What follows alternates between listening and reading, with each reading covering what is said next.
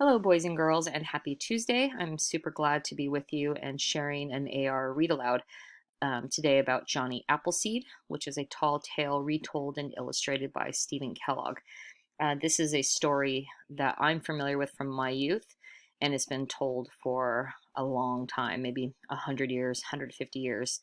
So it's become something of a myth, it's become something of a folk tale, and I always thought the story was 100% fake.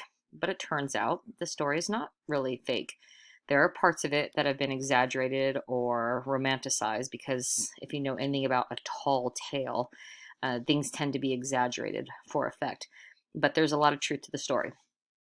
So as I'm sitting here getting ready to read to you, my front door is open because it's a nice night. You know, it's hot during the day, but it's cold at night. So I have my front door open. I can hear the crickets chirping outside, and my fish tank is pretty close to me, so I can hear water that's making nice little bubbly sounds like a river. And I just have to tell you, there's something kind of magical about finding a nice place while you're listening to a story that could really get you in the mood and help you to enjoy it. So I want to encourage you guys, if you are doing your reading during our time away, make sure you find a special cozy place that you can be free from distractions and really just get lost in your book. So if you'd like to do that now, pause your video, go get a pillow fort set up or something, or go find some cozy place just so you can get lost in the story, because this one's a sweet one, and I hope you guys feel very inspired by it because it's a pretty cool story.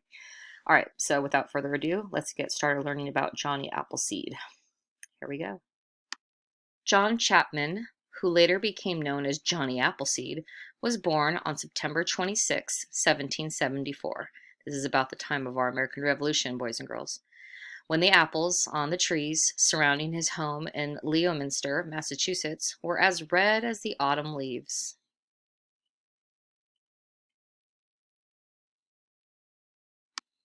John's first years were hard. His father left the family to fight in the Revolutionary War, and his mother and his baby brother both died before his second birthday.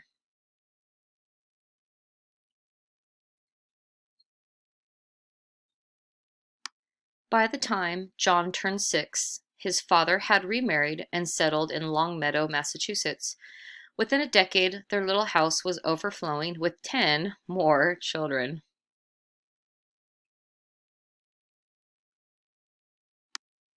Nearby was an apple orchard.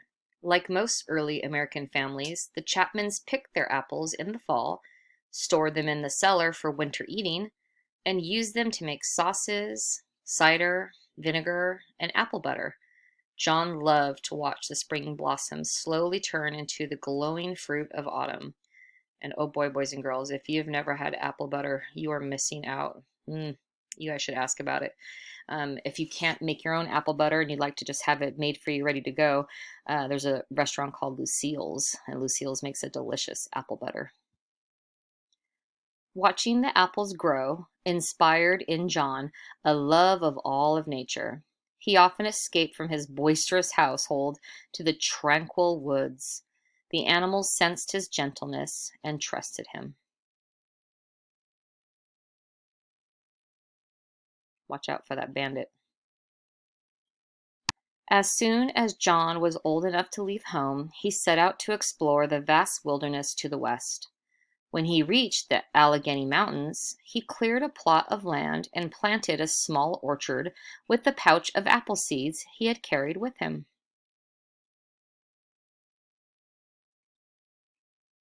John walked hundreds of miles through the Pennsylvania forest, living like the Indians he befriended on the trail.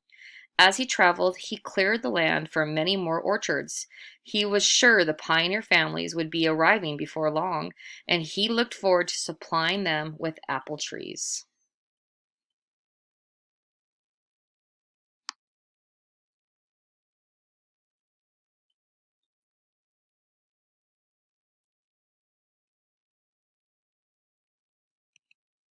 When a storm struck, he found shelter in a hollow log or built a lean-to. On clear nights, he stretched out under the stars. That's him there. Over the next few years, John continued to visit and care for his new orchards. The winter slowed him down, but he survived happily on a diet of butternuts. Where is he? There he is. One spring, he met a band of men who boasted that they could lick their weight in wildcats. They were amazed to hear that John wouldn't hurt an animal and had no use for a gun. Look, he looks very offended. He's very protective of wildlife. He doesn't like hunters. They challenged John to compete at wrestling, the favorite frontier sport. He suggested a more practical contest, a tree chopping match. The woodsman eagerly agreed.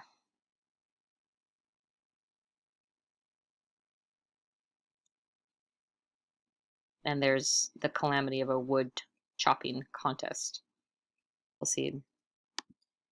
When the sawdust settled, there was no question about who had come out on top. See the exhausted men. There's our Johnny Appleseed standing pretty much unfazed, with a smile on his face, little raccoon on top of one of them. John was pleased that the land for his largest orchard had been so quickly cleared. He thanked the exhausted woodsmen for their help and began planting. Yay, apple trees! During the next few years, John continued to move westward. Whenever he ran out of apple seeds, he hiked to the eastern cider presses to replenish his supply. Before long, John's plantings were spread across the state of Ohio.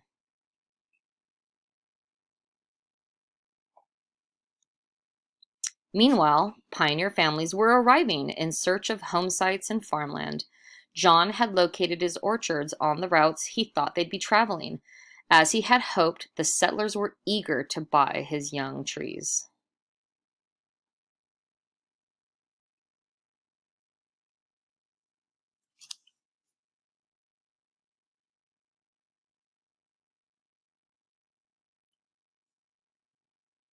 John went out of his way to lend a helping hand to his new neighbors. Often he would give his trees away. People affectionately called him Johnny Appleseed, and he began using that name.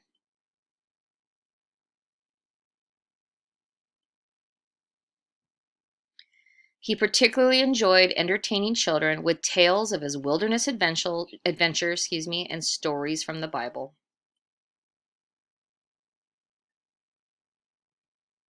In 1812, the British incited the Indians to join them in another war against the Americans. The settlers feared that Ohio would be invaded from Lake Erie.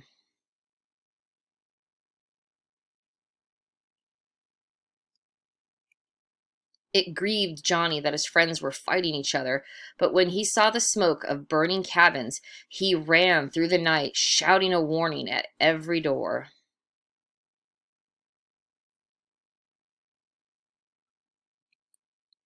After the war, people urged Johnny to build a house and settle down. He replied that he lived like a king in his wilderness home, and he returned to the forest he loved.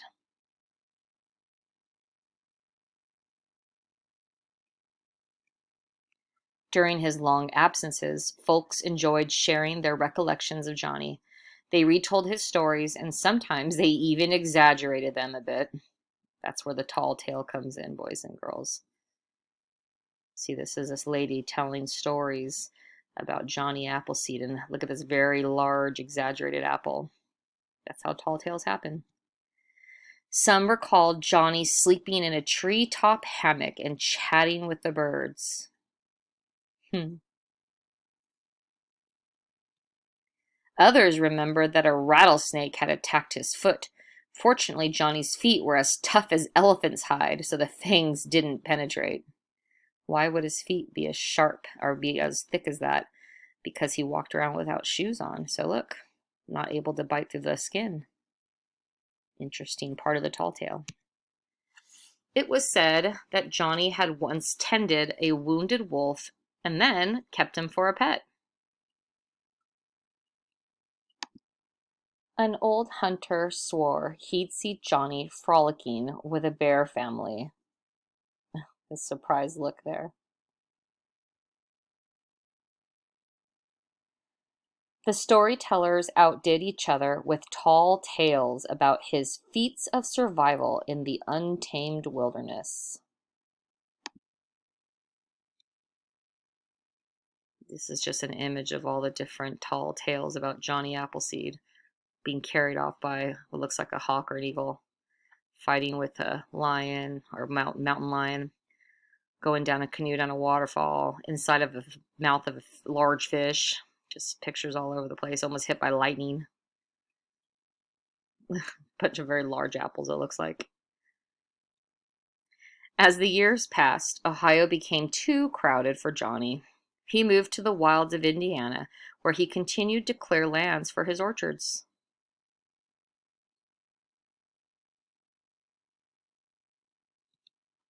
When the settlers began arriving, Johnny recognized some of the children who had listened to his stories. Now they had children of their own.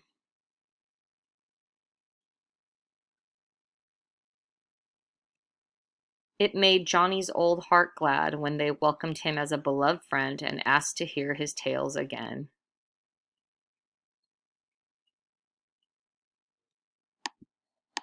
So, when Johnny passed 70, it became difficult for him to keep up with his work. Then, in March of 1845, while trudging through a snowstorm near Fort Wayne, Indiana, he became ill for the first time in his life. Wow, what a healthy life he led. He didn't get sick until he was 70. Johnny asked for shelter in a settler's cabin, and a few days later, he died there. Curiously, Johnny's stories continued to move westward without him. Folks maintained that they'd seen him in Illinois or that he'd greeted them in Missouri, Arkansas, or Texas. Others were certain that he'd planted trees on the slopes of the Rocky Mountains or in California's distant valleys.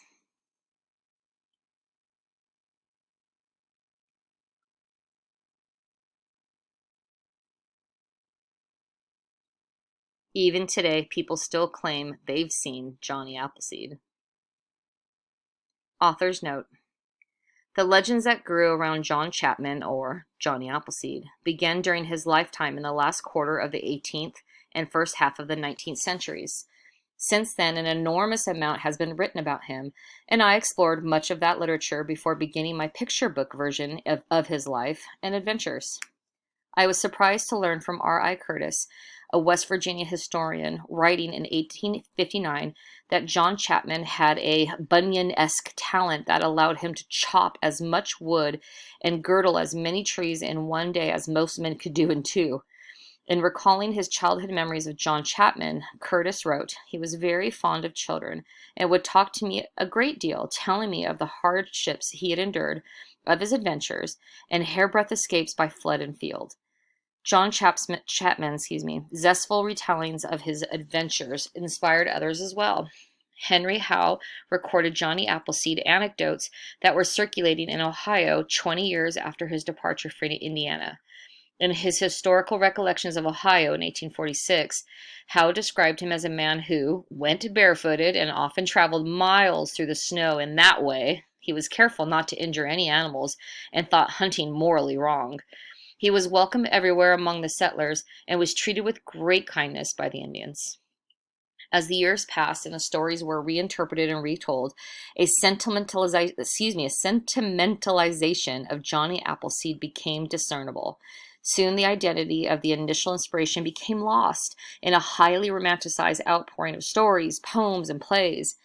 An ardent contributor to that metamorphosis was Miss Rosella Rice, a 19th century Ohio novelist who spoke of Johnny Appleseed's memory glowing in our hearts while his deeds live anew every springtime in the fragrance of the apple blossoms he loved so well. The facts of John Chapman's life emerged again thanks to the research of Dr. Robert Price, who published his findings in the book Johnny Appleseed, Man and Myth, 1954. He concluded that when a folktale attains the status of a myth and embodies a cherished ideal of the people, then its true worth no longer lies merely in the dead facts that may have inspired it, but in the new living and creating force that it has become in the present. In my picture book, I tried to weave incidents and images from the frontier life of John Chapman with those that continue to be inspired by Johnny Appleseed, the most gentle, generous, and beloved of America's mythic figures. If you like that book and you'd like to take an AR test, here's the information.